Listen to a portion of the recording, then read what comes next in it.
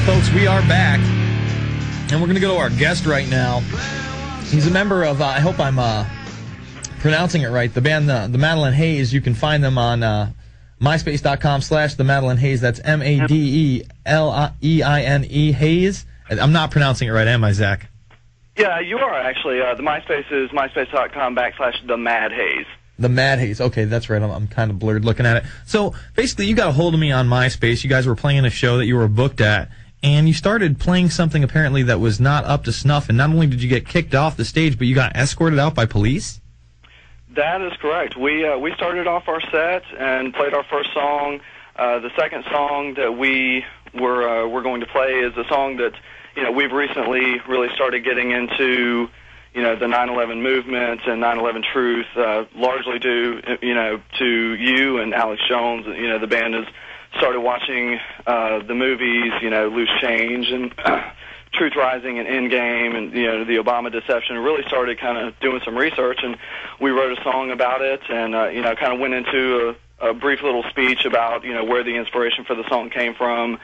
Got about 2 minutes into the song, and next thing you know, a police officer comes up to the front of the stage, starts talking to the band's tour manager, and we really didn't know anything about what was going on at that time. We're on stage, we're playing music, it's a rock show, and we're having a good time. We, kind of figured it might be something to do with a volume issue or something, and before we know it, there's several more officers at the stage, and they were, what we found out later, we're telling our tour manager that it wasn't a volume issue, it was a content issue. That's just insane to me. I mean, it's not even like this is the promoter. This is police officers coming up and saying, no, your speech is not free in this country, how dare you? And then what happens from there? Well, they forced us to cut our set short and told us that we needed to pack up and leave. So we pack up, we got off stage, got our gear loaded out, and got in the car. As soon as we got onto the main road, we were pulled over. This is unbelievable. And a cop actually pulled our drummer out of the car and proceeded to give him I think it was like 3 field sobriety tests. He passed all of them with flying colors. And after he passed all the field sobriety tests, he then felt it still necessary to administer a breathalyzer, which our drummer also passed. And they then told us that that they couldn't hold us for anything, and they were going to let us go, and then they proceeded to tail us until we reached the interstate. So, we basically felt like we kind of got run out of town. I mean, this is just insane. I want to take it back a step and find out how you guys became awake in the first place, how you come across a movie like Loose Change or one of Alex Jones's films or his radio show to start this awakening process, and then really only have your belief systems verified after looking into this, where we don't have free speech in this country, and we are harassed by authorities when we speak our minds, when we try to speak the truth. I mean, it is a reality. Oh, yeah. I mean, when the events of 9/11 took place, I mean, I thought, I'm sure probably what, most Americans thought, oh, my God, this was a terrorist attack. This is terrible. I can't believe this is happening. And then, a few years go by and, you start seeing things, well, I mean, I'm sure they started occurring much before that, but it was a few years before I started really seeing things pop up. And once I, started seeing the different footage, the Building 7 falling, for apparently no reason, and then finding out, why Building 7 actually fell, and, hearing the structural explanations of the 2 towers and how, wasn't really feasible that they would have fallen that way because of, the planes hitting them the way they did. And that's what really started me thinking, what's going on here? And that's when we really started researching it as a band, and upon learning everything that we learned, we just decided, you know what, we've written a song about this, and it started off as a song, and now we've just decided that a lot more, we want to say a lot more, and we feel that a lot more needs to be said about it. Not only about 9/11, but about the continuing things that are going on with with the New World Order and the attempts at global government and population control and just everything that's going on, and we really wanted to start being more of a part of it, and basically putting our 2 cents in. We've got Zack from the Madeline Hayes on the line. It's the InfoWarrior with Jason Bermas. We'll be back after this. PrisonPlanet.tv, Infowars.com.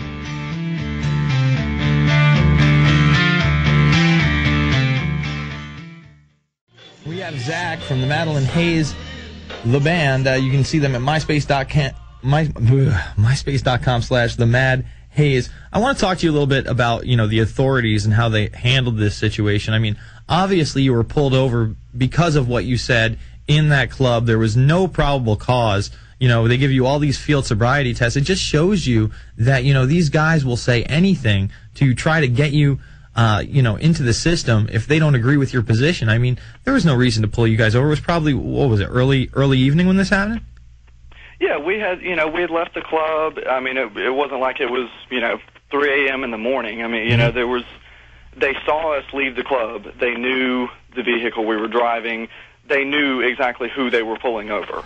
Mm-hmm. They were pulling us over with the express purpose of hassling us and trying to, get anything that they could on us. And, I mean, we were getting up on stage. We were wanting to do a good thing. We were wanting to speak out about 9/11 and, just really, get the message out there about it and hopefully, just open a few more minds, is our ultimate goal, and, just get the word out there. And, I mean, we're really just flabbergasted that this happened, to us. I mean, it hits really close to home when it's actually right there in your face and you see how the system does work and how, just saying the slightest thing out of line, all of a sudden you have the authorities on your ass. I mean, I'm sure the last thing you thought, number one, was that you were going to be kicked off a stage. Number two, that you were going to be escorted out by cops. Number three, that you were going to be pulled over and harassed after the fact, all for trying to sing a song and enlighten people to the truth. Not some far-out conspiracy theory, not, some wild, radical idea, the truth about what's going on in this country.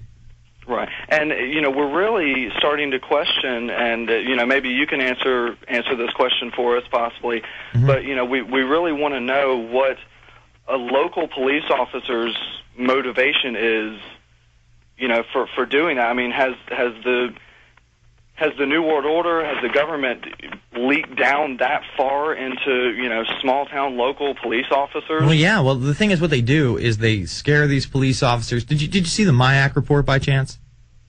I have not. All right. Basically, about 3 weeks ago, this police officer sends us this report. It's the MIAC report.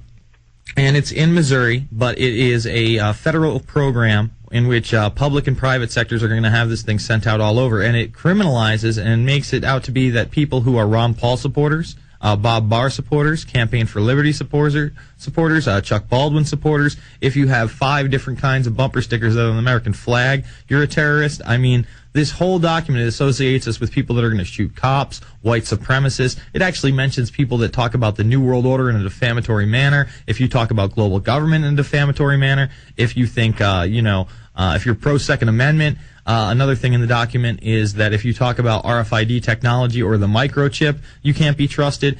And we actually had a caller call into this show earlier in the week whose girlfriend got pulled over in Los Angeles County, and when she asked why she got pulled over, it was because she had a Ron Paul 08 bumper sticker. So this is something they distribute to cops nationwide, and they say, these are the people that are going to shoot you in the face. So the really brain-dead ones that only spend time, at work and then go home watching football and time with their family have no idea what's going on in the real world, believe this crap. And they think that, we're domestic terrorists and we're the enemy. And that's just, that's preposterous to think that doing things like, I don't know if this is from the same bill that you're talking about, but I have heard, if you have any part of the Constitution on your person when Mm-hmm. you're pulled over or when you're approached by a police officer, they consider that an act of terrorism. Mm-hmm. Mm-hmm. It's a terrorist to have document. The Constitution. I can't think of anything more American that you could possibly do than I agree. having, a copy of the Constitution on you. and actually knowing what it says and what your rights are, you know, that was highlighted back in 2001 in Alex Jones's Road to Tyranny. They pull this woman over.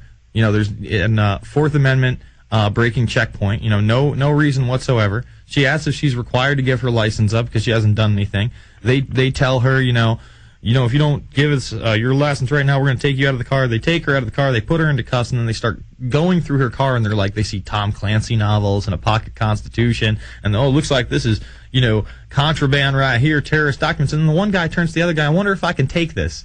And he wants to steal the woman's constitution after calling it contraband, after pulling her over for nothing.